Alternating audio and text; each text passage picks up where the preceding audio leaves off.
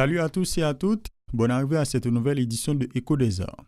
Nous ferons le point aujourd'hui sur la deuxième édition du Festival Nouvelle Vue d'Haïti qui se tiendra du 21 au 27 mai 2018, ainsi que le Festival Port-au-Prince Arts et Performances qui aura lieu du 17 au 26 mai prochain. Et Christiane Lebel nous présentera la rubrique Potin de Star. Ces points et d'autres seront développés après la pause, restez branchés.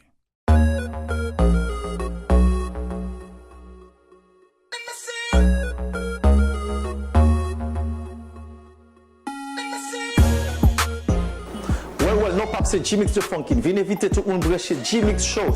Lundi, mardi, jeudi, 8h PM, samedi, 7h PM et dimanche, 4h PM avec G-Mix de Funkin. Rendez-vous par l'autre côté du Télé-Pacifique.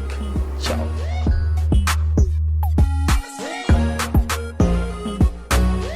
De retour pour le développement des titres, la deuxième édition du Festival Nouvelle Vue d'Haïti se tiendra du 21 au 27 mai 2018 à l'initiative de l'association Ciné Nouvelle. L'objectif de ce festival est de valoriser le cinéma dans les différents milieux sociaux haïtiens en militant pour la création de lieux ou de conditions rendant accessible le cinéma à tout le monde.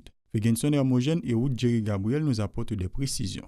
Ciné Nouvelle, c'est une association qui est composée des jeunes professionnels haïtiens en audiovisuel. Il a décidé de mettre ça campé en 2016, il a décidé de mettre le campé.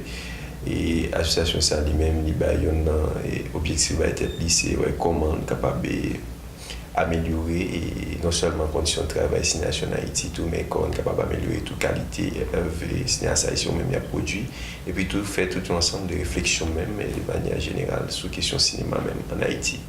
Donc c'est à travers un ensemble d'activités que lui-même l'objectif pour le faire que l'association va arriver à mettre campé sous pied Festival Nouvelle Vue d'Haïti qui c'est année ça c'est dans la deuxième édition. Pour nous parler en ce cas de deuxième édition festival, on dit que le festival Nouvelle Vue Haïti qui a commencé à l'édition, première édition l'année dernière, toujours le même objectif, c'est réclamer les meilleures conditions pour cinéma et surtout demander pour ça des spectacles et ouvert. C'est ça qui fait trois activités nous normalement pas qu'un festival, c'est une projection de films, c'est la projection de films mais qui fait dans des espaces qui ne sont pas conventionnels, qui va espace que mon habitué et regarder des films surtout. Donc c'est ça qui fait des projections sous façade salle cinéma qui a toujours été une priorité pour nous. Donc il y a des projections sous façade Rex avec d'autres espaces qui plus comment dire habituels, donc Institut français, Focal et le cinéma, tout ça. L'année dernière, nous avons toujours fait le tour d'un thème, l'année dernière, nous thème tout parce que nous affirmons tête nous comme un festival. Donc dès le départ, comme un festival international. Donc le thème de l'année, c'est du cinéma pour aller à la rencontre d'autres mondes.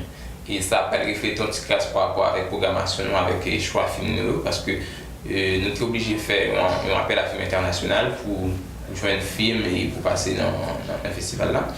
Le menu du Festival Nouvelle Vue d'Haïti est constitué de projections, de spectacles, de formations et de causeries. Ces activités auront lieu dans des espaces comme la Focale, l'Institut français en Haïti et Rêve Cinéma, nous dit Ruth Jerry Gabriel. Et dans le festival, la dernière affiche officielle, c'est du 21 au 27. Il faut une petite classe d'activité le 20.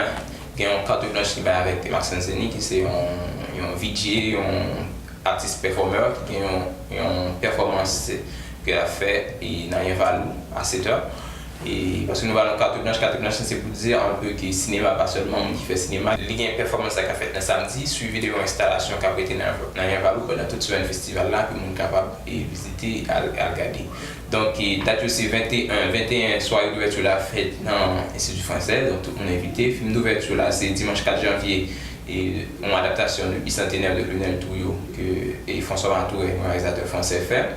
Donc, nous espérons faire en présence de Lionel Touillot avec quelques acteurs dans le film là, qui est capable de discuter avec le public là après la projection. Donc, différents espaces aussi, Institut français et Rêve Cinéma, surtout, on a un peu de projection qu'a fait Rêve Cinéma. Nous avons une place Boyer et Pétionville, nous avons une projection qu'a fait dans le jeudi 24 pour célébrer, c'est un partenaire avec Cinélaria qui s'est partenaire nous pour célébrer un peu 5 ans et en Haïti. Mercredi, il y a une projection de Van Rex qui est ouverte avec tout le monde. Nous allons regarder un film et Soleil, qui sont un film qui fait sur deux boxeurs haïtiens dans la Cité Soleil, avec quelques courts-métrages qui sortent de l'autre côté tout. Et puis nous avons une projection qui est importante encore et dans samedi, et il y a une projection dans Façade Triomphant qui est ouverte avec tout le monde. Et un film et un réalisateur haïtien, Herman Deshommes, qui regarde, qui a invité nous à regarder une autre façon pour nous Haïti. Donc nous avons une projection focale dans mercredi avec Eketi Fulin, Haïti mon amour, que l'a passé en présence de réalisatrice là. Nous avons d'autres projections encore et qu'a fait en présence de réalisateurs ou acteurs comme dimanche dans Rêve Cinéma, nous avons un Cargo, un film que Jimmy Jean joue là-dedans, qui a projeté en présence de Jimmy Jean lui et producteur film ça. Et qui sont un film qui fait de Bahamas, son producteur autrichien qui a fini spécialement pour discuter avec nous pendant la projection. Nous avons invité nous de suivre l'actualité festival à travers la page Facebook. Nous, c'est Festival Nouvelle Vue Haïti. Autre point à Écho des Arts, la danseuse rwandaise Dorothée Munyaneza est en Haïti sous l'invitation de Kathleen Noël afin de participer au festival Port-au-Prince Art et Performance PAPAP. Reçue à Écho des Arts, la jeune danseuse se dit très contente d'être en Haïti. Alors, donc, je m'appelle Dorothée Munyaneza, je suis rwandaise. Je suis maintenant basée en France. Je suis artiste, chorégraphe, auteure, musicienne, compositrice et performeuse de tout genre. Et c'est par l'invitation de Kathleen Noël pour venir participer au Port-au-Prince Art Performance, PAPAP, qui aura lieu donc là très prochainement. On ouvre le 17 et on clôturera le 26 mai. Et je suis venue donc pour répondre, enfin je n'avais même pas le choix, dès qu'elle m'a demandé si je pouvais venir ici, dans ce pays, mon cœur ne pouvait dire que oui. Et me voilà donc prête à être envahie par ce pays, par la culture, par les gens, par les couleurs, par les sons, pour pouvoir donner à mon tour quelque chose. Comme je disais à l'instant, je suis là depuis 36 heures, je les compte parce qu'elles sont précieuses. J'ai vraiment l'impression d'être sur le continent. J'ai grandi au Rwanda jusqu'à mes 12 ans et comme je disais à l'instant, j'habite en France maintenant. J'habite en Europe depuis 24 ans, mais je retourne beaucoup sur le continent mère, au Rwanda surtout. Et j'ai l'impression de retrouver des similitudes, des liens. Que ce soit par la couleur de notre peau déjà. Ça, c'est un lien très fort d'être entouré des gens qui me ressemblent, des gens avec lesquels je peux me comprendre sur notre héritage culturel, notre héritage artistique.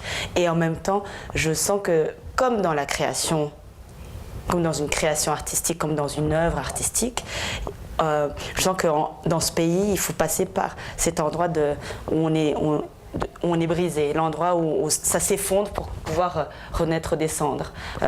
Et donc l'œuvre artistique est comme une métaphore de ce pays, ou plutôt ce pays est une métaphore de l'œuvre artistique, de la création. Donc là, depuis 36 heures, je sens cette énergie. Port-au-Prince Art et Performance se déroulera du 17 au 26 mai 2018. Dorothée Munyaneza donnera un spectacle à la soirée d'ouverture du festival ce 17 mai à l'espace PAPLab, ex-Café Trio à Pétionville. Suivez les précisions de Dorothée Munyaneza. Le festival PAPAP aura lieu sous forme de performances. Il y aura des performances de tout genre, des artistes venus de partout dans le monde, nationaux et internationaux, sous forme de performances artistiques, des installations, de la danse contemporaine. Et tout ça sera dans la ville, dans la scène est vraiment la ville de Port-au-Prince. Et en même temps avec des lieux chefs, disons, dans la rue, mais aussi au cinéma Olympia et à l'ex-Café Trio qui est maintenant le PAPLab. Et donc les gens vont pouvoir venir de manière gratuite, c'est vraiment ouvert à tout public pendant toute cette période, assister à ces performances, assister à ces moments d'échange. Il y aura des lectures d'auteurs, il y aura des expositions de photographies, il y aura...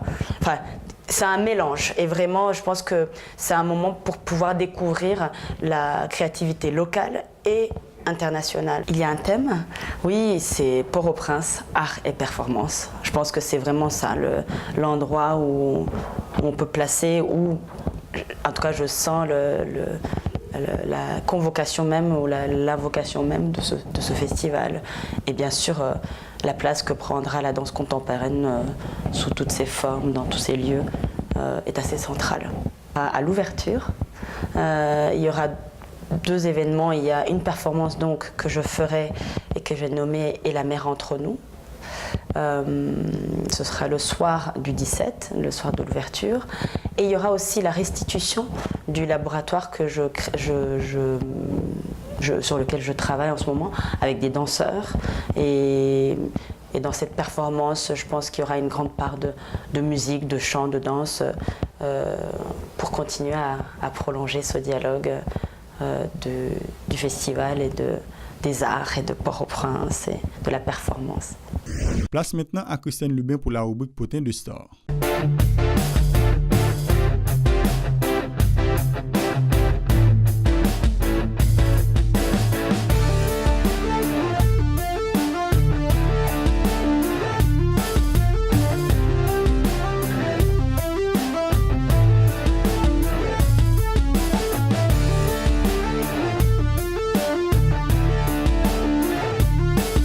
Bonsoir à vous téléspectateurs et téléspectatrices de la Télé Pacifique. Un plaisir de vous retrouver à l'heure de votre rubrique Potin de Star.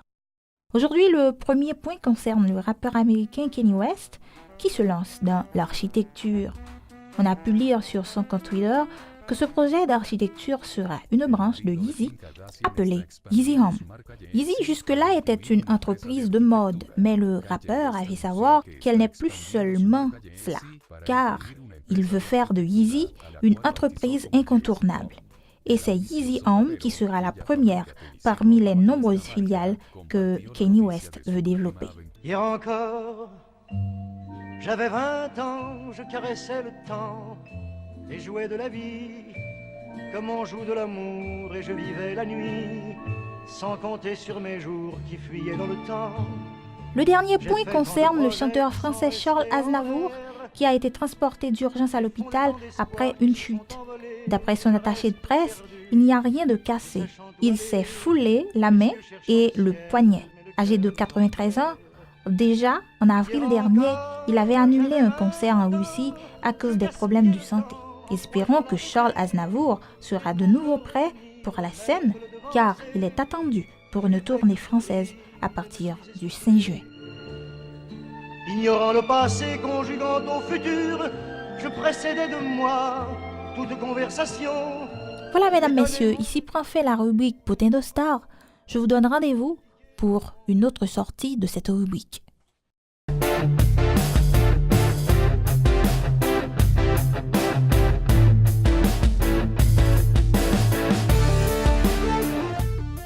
C'est donc la fin de cette édition de Écho des Arts. Merci à vous de l'avoir suivi. Restez branchés à la Télé Pacifique pour la suite de sa programmation.